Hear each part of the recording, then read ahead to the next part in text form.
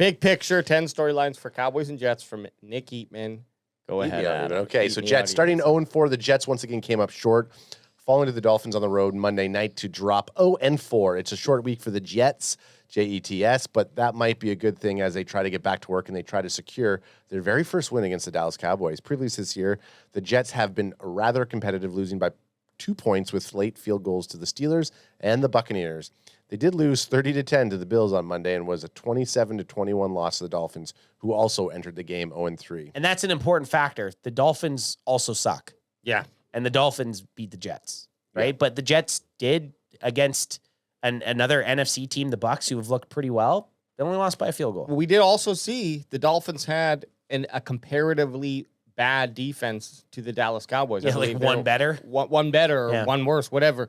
So And they only put 21 up on them. that's what I'm saying. I think 21's a good line. 21 and a half. They were away, though. They were playing in Miami. Right. Miami. Miami, and you know how those Miami think. Latinas will get you. Okay, Aaron Glenn. Aaron Glenn, the Cowboys are no strangers to Jets. First-year head coach Aaron Glenn. The veteran cornerback spent 15 years in the NFL, including 2 in Dallas from 2005 to 2006. He was considered a Bill Parcells guy, having played for him with the Jets in the late 90s. Glenn was the defensive coordinator in Detroit last year and has since taken over with the Jets, who joins the Titans and Saints as the only 0-4 team in the league. And 0-4, That's bad. I Your mean, season's done. Cowboys could put the nail in the coffin. Yeah, that's with like a you- victory. yeah. 0-5 is Game, set, match. You're pretty much. I- You got to that's the win sec- 10 in a row. That's the second time I've said it, but game, set, match. Game, set, match. That's your catchphrase. That's my catchphrase for the night. In the open fields, you see what they did? They did Yeah. a pun. The Yeah. Cowboys haven't had great success with running quarterbacks so far, and Justin Fields is probably the best of the bunch the Cowboys have seen this year, maybe all season long. Fields has already rushed for 259 yards in 4 games. That ranks 15 in the NFL among all players and first among quarterbacks. He had an electrifying touchdown run against the Dolphins last night on a play that nearly went for a sack, but Field turned it into a dynamic 43-yard touchdown. Again, one thing that the Cowboys defense has always fucking struggled with, and that they struggled with week 1 against Jalen Hurts, is a runnable quarterback, like a quarterback that can break off and take off. So I'm terrified to see Sanborn try to tackle Justin Fields Or even Diggs. or So- Diggs. Talent agencies, some of the best players at their respective positions play for the Jets. So despite the 0-4 record, the Jets do have some of the top players in the league. Saucy Gardner is considered one of the top 3 corners, while Quinyon Williams is arguably one of the best interior tackles on defense. Garrett Wilson has shown the ability to be a top 10 receiver, including an amazing touchdown catch against Miami Monday night. They aren't short of top-line talent, and sometimes it only takes a few of those to those kind of difference makers to carry a team to victory. What a weird way to read or to read type. it? I'm sorry. Sometimes I just get into no, to type that. It only takes a few of those kind of. difference It makers. only takes a few of those different makes. Like, you It didn't only even takes a need few of those kind of different makers. Like you could have got rid of kind. Yeah. You didn't need kind in there. Don't throw BW1 off of his game. I just read. Is it me on this one? Hey, you're up. You're up, Injury Nick. concerns. It was a tough night for running back Braylon Allen, who not only lost a fumble at the Miami 1-yard line in the first half, but then suffered what is reportedly a sprained MCL in his knee. That wasn't on the fucking injury Was it? report. Well, because I think we're on Tuesday, Oh, we're a day early. so we're not really going to be getting. We're going to those- see it tomorrow. Yeah. Allen is a candidate to go on injury reserve, Oh, leaving Brees snap. Hall as the primary runner. So there you go. One less G in the hood. One less J in the hood, I should say. The Jets are one of the top running teams in the NFL, but a lot of that so far has come from Fields. Maybe I need to get a soundbite. When you're the Jets or something. When you're a Jet, you're a Jet. Something All the way No, but from your wait, first totally. cigarettes till your last dying day. You want zip guns? That's pro Jets. We need I the know. one from the other we gang. we want to be the Sharks. Yeah, the Sharks. Yeah. You want zip ga- We'll have zip guns. You want knives? We'll have They want to knives. play with knives. We come with knives. All right, we're on to the Cowboys. Cowboys. Handling the emotions. The Cowboys have a wild back and forth in game at home in which they've scored 40 points, and it comes down to the final play of overtime. Sound familiar? Yes, the Cowboys just had that scenario on Sunday against the Packers. But that's also the same description from week 2 against the Giants, a game they managed to win at the end. So how did they fare the next week on the road against a winless team? Question mark. They were smashed by the motivated Bears, who are now 2-2. So you have to wonder how the Cowboys are going to react this week heading into New York against a first-time head coach in Aaron Glenn, who will have his team ready against the Cowboys despite their 0-4 record. And I'm nervous about it, fellas. I am nervous about this game. It's 0-4. And I know the losses weren't much, but over the last 2 weeks, they haven't been putting the points on the board. I am worried that they're going to score touchdowns and frustrating ones. Big ones, big play touchdowns. I just don't know that they're going to do it enough like the Packers, for example. Like I said, if Dak Prescott plays like he did against the Giants and the Packers, Cowboys win. Yeah. Well, nice segue. So Dak at the top. Through the first 4 games of the season, Dakota Rain Prescott, or Rain Dakota Prescott, is leading the NFL in 3 major passing categories, including passing yards, with 1,119. He also has the most completions with 121, which is 23 more than the next closest on the list. Dak's 166 passing attempts is also tops in the league. Fucking guy. Yeah. ChatGPT, this bullshit. He's also in the lower half of the league in interceptions thrown, which is only 3, and sacks allowed, which is 6. Meaning that he's getting rid of the ball, but not recklessly. Overall, Rain Dakota Prescott is playing some of his best ball of his career, despite having just 1 win to show for it.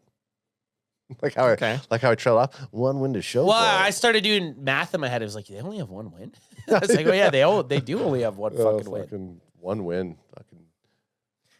Take your pick. Is this? It's you, buddy. It's you, babe. Take your pick. The trade for George Pickens has been a favorable one for the Dallas Cowboys, especially considering CeeDee Lamb's ankle injury, which will likely keep him out another game this week, maybe longer. I added that. But Which is accurate. Yeah, but playing as the true number 1 receiver last week versus Green Bay, Pickens stole the show, catching 2 touchdowns and had several other highlight plays, quite a few highlight catches in that game, dude. Enough for a season's worth to keep the Cowboys in the game to finish with a 40-40 tie.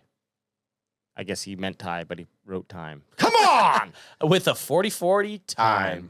Pickens is tied for 3rd in the NFL with 4 touchdown catches so far. Did he mean time there? Pickens is time. It's timed, yeah. The crazy thing about the Pickens thing, any other game, he's getting the drip player of the game. Totally. 134 yards, 2 touchdowns, yeah. and 7 catches. We forgot.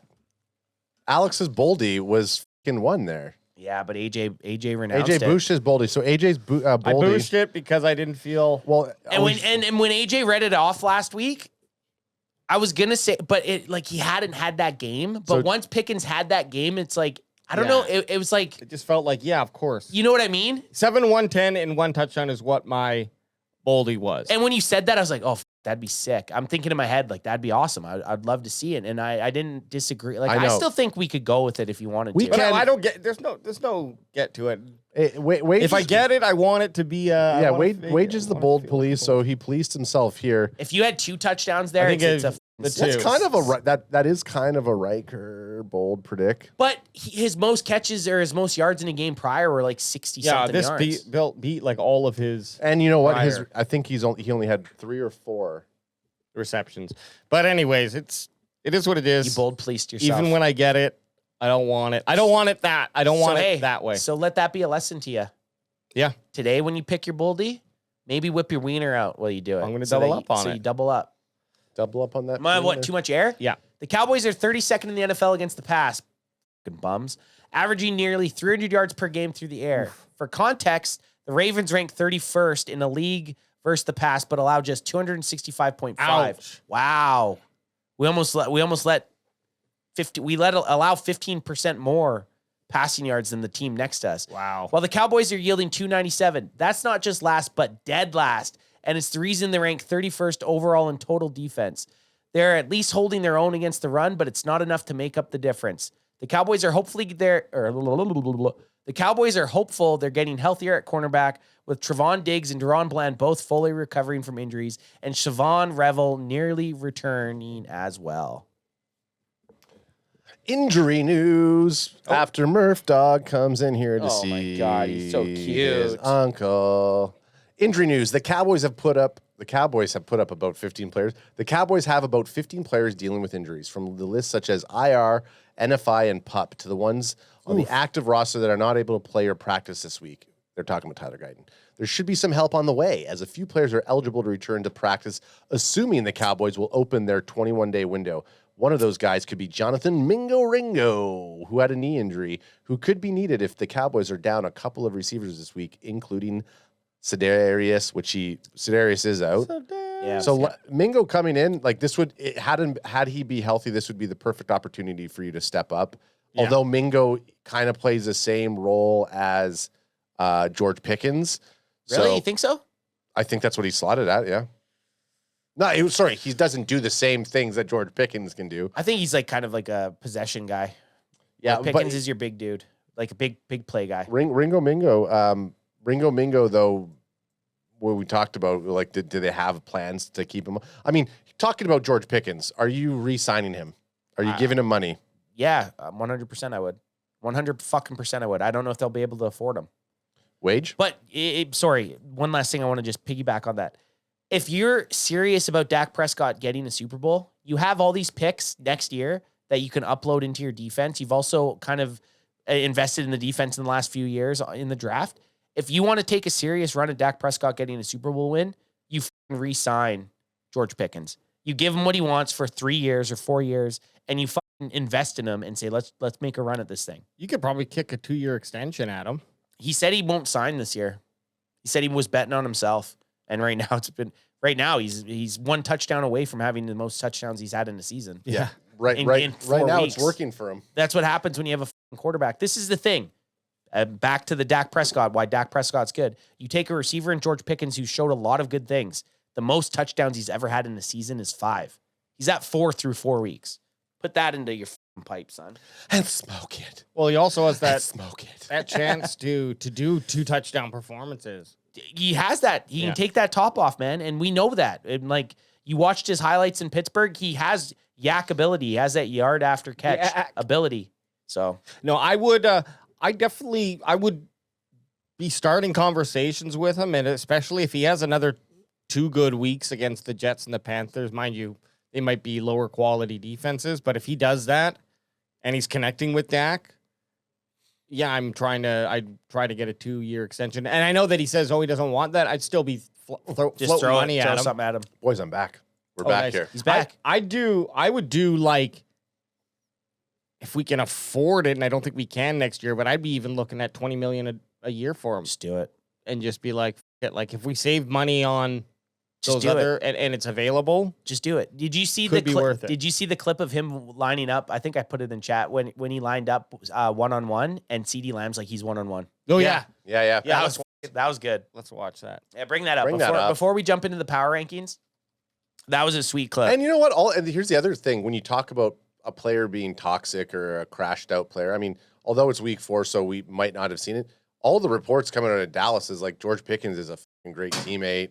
He's in there. He's pumping the rest. He's a pretty cool guy. He's pretty yeah, he's pumped up. pretty cool. He's a He's cool real guy. pumped up. He's a real cool guy. Yeah, this one here. Turn it up.